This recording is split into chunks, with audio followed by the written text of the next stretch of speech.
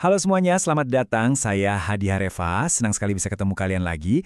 Oh ya, sebelum kita mulai, jangan lupa ya buat follow saya di YouTube, TikTok, dan Facebook. Semuanya atas nama Hadi Hareva, biar kita bisa terus terhubung. Oke, hari ini kita bakal ngebahas sesuatu yang, wow, udah jadi perdebatan ribuan tahun. Siapakah Yesus sebenarnya? Ini bukan cuma soal sejarah, tapi ini menyangkut inti dari keilahian itu sendiri. Nah, biar kita nggak bingung, ini dia peta perjalanan kita hari ini. Kita bakal lihat dulu sejarah perdebatannya, terus kita bedah argumen-argumen utamanya, kita lihat juga asal-usul doktrinnya, gimana kitab suci ditafsirkan ulang, dan terakhir, kenapa sih hal ini penting banget buat dibahas. Siap? Yuk, kita mulai. Oke, yang pertama-tama harus kita pahami, ini tuh bukan perdebatan kemarin sore. Kontroversi soal siapa Yesus ini udah panas dari zaman dia masih hidup di dunia, dan terus berlanjut sampai ke era gereja mula-mula. Jadi ini masalah yang udah tua banget. Lihat deh lini masa ini. Kelihatan banget kan betapa panjangnya perjalanan diskusi ini? Mulai dari klaim-klaim Yesus sendiri yang dianggap kontroversial, lanjut ke gereja awal yang berjuang keras melawan apa yang mereka anggap ajaran sesat, terus ke perdebatan teologis yang super rumit, sampai sekarang di era modern dengan pendekatan yang lebih kritis. Panjang banget perjalanannya. Sekarang kita masuk ke tantangan besar pertama nih, yang mulai muncul sekitar abad ke-18. Disinilah lahir gagasan untuk memisahkan antara Yesus sebagai manusia sejarah dengan Kristus sebagai figur ilahi yang kita kenal dari Alkitab. Nah, ini dia intinya. Ada Yesus sejarah, sosok manusia yang beneran hidup di abad pertama. Terus ada Kristus iman, sosok ilahi yang diceritakan di kitab suci. Menurut para teolog liberal waktu itu, sosok Kristus iman ini bukanlah fakta sejarah, tapi lebih ke sebuah hasil renungan teologis yang berkembang seiring waktu. Inti pemikiran mereka tuh begini, semua hal-hal ajaib, kayak mujizat dan klaim keilahian, itu semua cuma interpretasi tambahan. Mereka berpendapat kalau hal-hal ini kemungkinan besar dipengaruhi oleh budaya Yunani kuno atau Helenistik, yang emang kental banget sama cerita-cerita dewa dan keajaiban. Oke, kita lanjut ke argumen berikutnya. Argumen ini bilang kalau doktrin Tritunggal, dan lebih spesifiknya lagi keilahian Yesus, itu sebenarnya nggak ada di naskah-naskah asli Alkitab.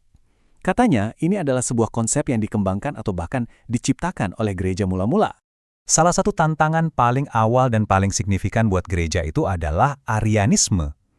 Gampangnya gini, mereka percaya Yesus itu luar biasa, agung, mirip ilahi, tapi pada dasarnya tetaplah makhluk ciptaan. Dia bukan setara dengan Allah Sang Pencipta itu sendiri.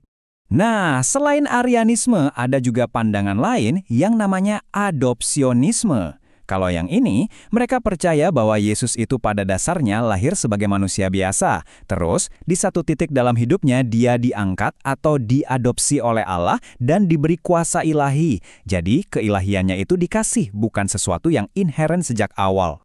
Gara-gara banyak pandangan yang beda-beda kayak gini, muncullah pertanyaan yang sangat krusial.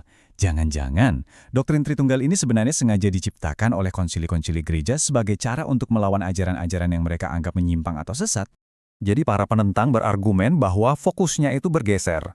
Awalnya di perjanjian baru, yang penting itu fungsi Yesus, apa yang dia lakukan. Tapi seiring berjalannya waktu, apalagi dengan pengaruh filsafat Yunani, perdebatan jadi lebih filosofis dan abstrak.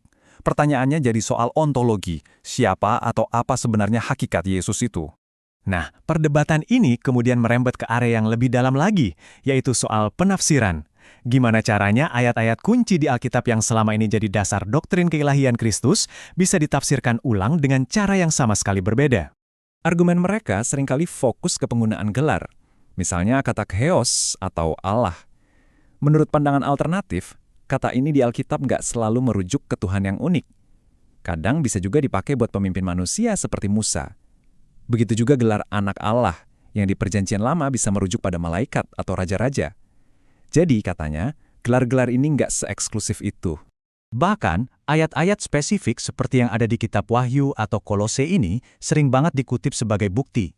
Ayat-ayat ini dipakai untuk membangun argumen bahwa Yesus, meskipun sangat ditinggikan, pada hakikatnya adalah bagian dari ciptaan, bukan Sang Pencipta itu sendiri. Oke, kita udah lihat berbagai perdebatannya. Sekarang, pertanyaan terakhir. Emangnya kenapa sih ini penting? Apa taruhannya kalau kita percaya atau nggak percaya? Nah, sumber kita mengutip dari kitab 1 Yohanes untuk menjelaskan konsekuensinya dari sudut pandang teologis. Menurut sumber tersebut, setidaknya ada dua konsekuensi teologis yang besar banget bagi mereka yang menyangkal doktrin keilahian Kristus. Konsekuensi yang pertama, kita membuat Allah menjadi pendusta. Wah, ini berat banget ya. Maksudnya menurut tafsiran ini, kalau kita menolak kesaksian Allah tentang anaknya, itu secara tidak langsung sama saja dengan menuduh Allah berbohong. Dan konsekuensi yang kedua adalah kita tidak memiliki hidup yang kekal. Jadi, menurut pandangan ini, janji tentang kehidupan kekal itu terikat secara langsung dengan pengakuan seseorang bahwa Yesus adalah anak Allah. Jadi, pada akhirnya kita bisa lihat kalau ini bukan sekedar perbedaan pendapat biasa. Ini adalah sebuah perdebatan historis yang panjang, rumit, dan punya implikasi yang sangat dalam.